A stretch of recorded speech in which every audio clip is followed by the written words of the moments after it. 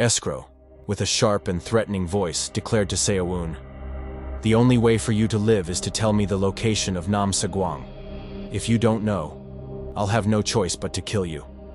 Seowoon, clearly frightened, whispered back, "What are you saying? You've just met me. How would I even know that?" But before Eskro could respond, Nam Sa-gwang suddenly appeared behind him and launched a powerful punch at Eskro's shield. Though the shield absorbed the impact, Eskro was taken aback, wondering if Sa-gwang had been hiding all along. Smiling with a confident and mocking expression, Nam Sa-gwang remarked, "I'm already fully recovered. Aren't you running low on mana?" Seowoon stood stunned, questioning in his mind, where did he come from again? Nam Sa-gwang then launched a second punch, but Eskro blocked it using his staff. Calmly, Eskro whispered, "Such a simple attack can't possibly harm me." But what Eskro didn't realize was that this punch wasn't ordinary. Nam Sa-gwang grinned and said, "Ever heard of Gangnam-style martial arts? Among them, Sugang is a technique only a few have mastered. I didn't think I'd need to use it in this world." Suddenly, Eskro became the first victim of this rare technique. Nam Sa-gwang's hand pierced Eskro's neck, sealing his ability to cast any more spells. Mockingly, Sa-gwang said, "Someone of your caliber could have easily been in the top 5. You'll regret ever meeting me." From a distance, Seowoon observed the battle, and considered himself lucky that Nam Sa-gwang appeared when he did. He thought it might be best to escape while they were both distracted. But just as he turned to run, he saw Nam Sa-gwang stab Eskro again, this time violently. Eskro screamed in agony, blood pouring from his mouth like a fountain. Watching the great Archmage Eskro fall so miserably, a strange thought crept into Seowoon's mind, one that even overshadowed his fear and pity. What if I could absorb their life force? How much stronger could I become? Eskro lay in a pool of his own blood. Nam Sa-gwang mocked him, asking if he had any last words. Eskro, with blank eyes, began to speak, not aloud, but within his mind, directed at Sa-gwang.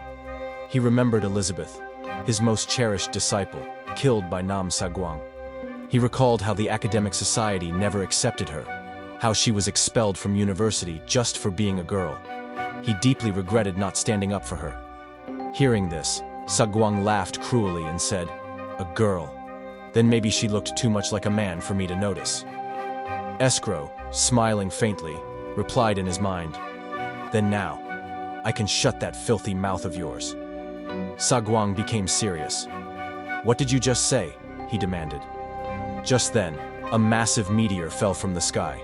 Sa-gwang, shocked, asked in disbelief, "How the hell did he cast a spell? He has no mana left." Eskro answered with his final strength, "The last spell an Archmage can use, in exchange for all their mana and life force, is Armageddon." Sa-gwang turned to flee, cursing Eskro. At the same time, Seowoon also ran, muttering to himself, "I should have escaped earlier." As the meteor descended, Eskro looked up and gave his final words.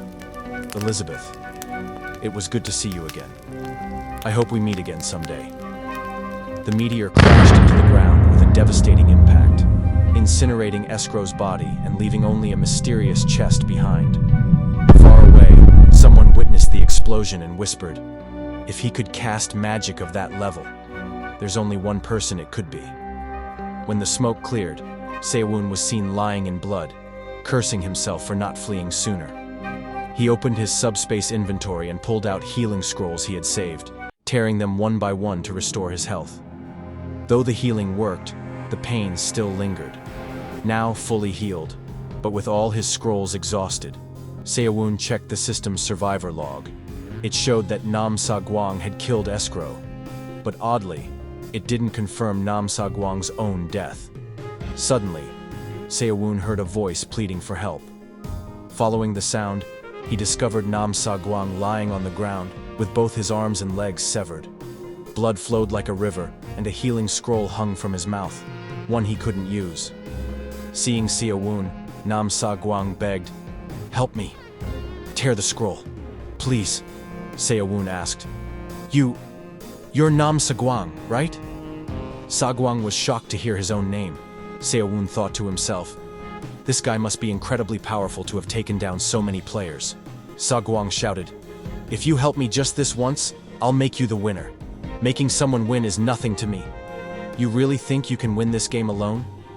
Seowoon calmly pulled out a knife from his subspace and replied with a grave tone, "I'll become the Lu Bu of this game."